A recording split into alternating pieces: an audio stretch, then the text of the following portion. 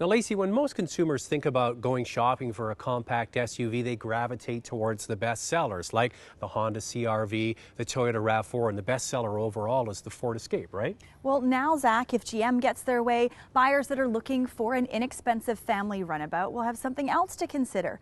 This is the all-new Chevy Equinox. It's got more standard features, 2 engine options, class-leading fuel economy, and overall, I think it's going to be a pretty compelling package.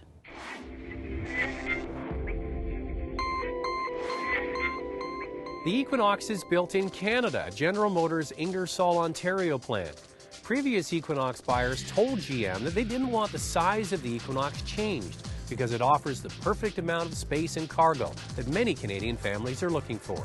So what GM has done is taken the very basic and useful design and pretty much improved on it in every way. So let's start with the styling.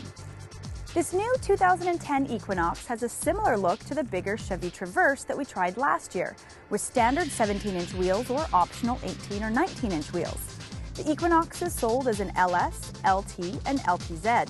What makes the Equinox unique are options that are usually not offered in this class of vehicle, including power liftgate, backup camera, and park assist. Now, the Equinox is the largest of the compact SUVs, and Canadians like the size because of this, the back seat. There's a lot of room back here. One of the main features, the floor is perfectly flat. There's no bump in the middle, makes it easy to get kids in and out of the back seat. There's tons of leg room here. This seat is even adjusted for a regular driver. It's especially handy if you have those car seats, those rear-facing ones. They take a lot of room, and it'll fit back here no problem. Now, the seat even slides all the way forward. This isn't obviously for comfort. You get a huge back cargo area. Compared to the CR-V, RAV4, and Escape, this Equinox has a more upscale and classy look that would fit a more expensive vehicle. The satin finish on the center console, nicely integrated radio and heat controls are very similar to luxury products. Standard features include power driver seat height adjustment, tilt and telescopic steering, and all airbags.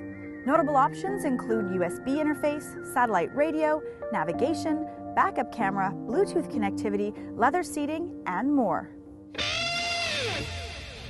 The previous generation Equinox was only offered with a V6, so one of the biggest differences this year is you now have your choice of 2 engine options. You can get a 4-cylinder or a V6. I have a feeling that this is really going to open up the market for people who are concerned about fuel economy. The new 4-cylinder has more power than the outgoing V6, and it will prove to be the most popular engine choice. The all-new direct injection 2.4-liter 4-cylinder is rated at a potent 182 horsepower, and the optional V6 is also new, and it's a 3-liter unit with 254 horses. Now, we've mentioned that the Equinox is sold in several trim levels, and even the highest LTZ trim can be ordered with a 4-cylinder, offering buyers fuel efficiency and a luxurious interior. Now, both the 4-cylinder and V6 can be ordered in front wheel or optional all-wheel drive. Both come standard with traction control and StabiliTrak. This new Equinox really impressed me. I have to be honest that the interior is so much quieter. The brakes are very smooth, but what stood out the most for me is the fact that it feels so grounded and planted on the road, especially on the highway. Now, I went to the launch of this vehicle this past summer. I had a chance to drive all different trim levels, including the 4-cylinder, the V6 all-wheel drive, front-wheel drive, and I got to tell you, the 4-cylinder is the one to get. Lacey mentioned it already has more power than the old V6, and it's smooth, it's quiet, it has good passing power, it cruises on the highway very well. The only reason you would spend the extra money to get the V6 is if you require it for towing. Other than that, stick with the 4-cylinder. Another new feature is a 6-speed automatic transmission that helps keep the vehicle in the right revs to get the most out of the 4-cylinder, and at the same time providing fantastic fuel consumption. The Equinox boasts class-leading fuel consumption at only 9.2 liters per 100 kilometers in the city and only 6.1 on the highway. Check this out. That works out to 31 miles per gallon city and 46 miles per gallon on the highway. On the Chevy Equinox launch, I had Tim Herrick sitting in the back seat, the chief engineer on this new vehicle, and we had a long discussion. We talked about how the #1 task was to make this class-leading in fuel economy. The second was to make it quiet and refined, and they use a bunch of new techniques to achieve that with this new Equinox. First, it's sealed to make it as airtight as possible to stop any wind noise from coming in. And they also use noise-canceling technology on the 4-cylinder to get rid of any low-level noise vibration sounds when you're driving. And they've done an excellent job. What I like about this vehicle, you sit back and you cruise and you look out at the dash. It's very nicely finished. It's smooth and it's quiet. This Equinox is now in the running. Well, Zach, the Equinox starts at just under $26,000 and it can go as high as $35,000. But I've got a feeling that most buyers are probably going to land somewhere around the $30,000 mark and get the higher level LT version. But Zach, the big question is, do you think that this Equinox is going to be a contender for the compact SUVs that are already established?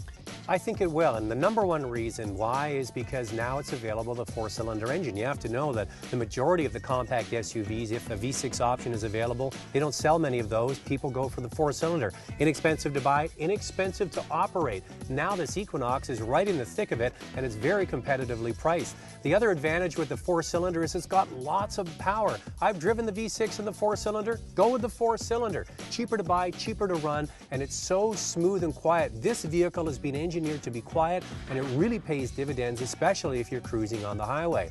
The biggest knock with the old Equinox was the cheapy plastic fantastic interior. It's so much better looking. The interface with the driver is so clean and simple. It looks very good. They've done a good job. They've also focused on the old hard seats. Those are very comfortable, especially for the driver. I could sit behind the wheel for hours. Now the downside, the only knock against this vehicle, Lacey, in my opinion, is the fact that heated seats are only available on higher trim levels. I'd like to see that offered as an option, at least, on lower trim levels. What do you think? You know, Zach, I agree with you. I think one of the greatest things about this new Equinox is the fact that there is a 4-cylinder option available, and it's available on all trim levels, including the highest one, so you don't have to compromise between luxury and fuel economy. The seats are incredibly comfortable, both for the passengers and the driver. There's tons of space in the back seat, and there's lots of room for cargo. There's also a long list of standard safety features. Now, on the downside, I agree with you. I really would have liked to have seen heated seats available on some of the lower trim levels. And I don't like the look or feel of the steering wheel. It's kind of plasticky, and it doesn't really go with the updated interior. Now, you get higher trim levels, you get a leather-wrapped one, and you can't get that as an option. Now, here's the thing about the Equinox. It's the biggest of the compact SUVs and borders on being a mid-size SUV. So you get a near mid-size SUV. But you get it for a compact SUV price. Want more? View our online-only story about the engineering behind the Equinox and its new sound-canceling technology on drivingtelevision.com.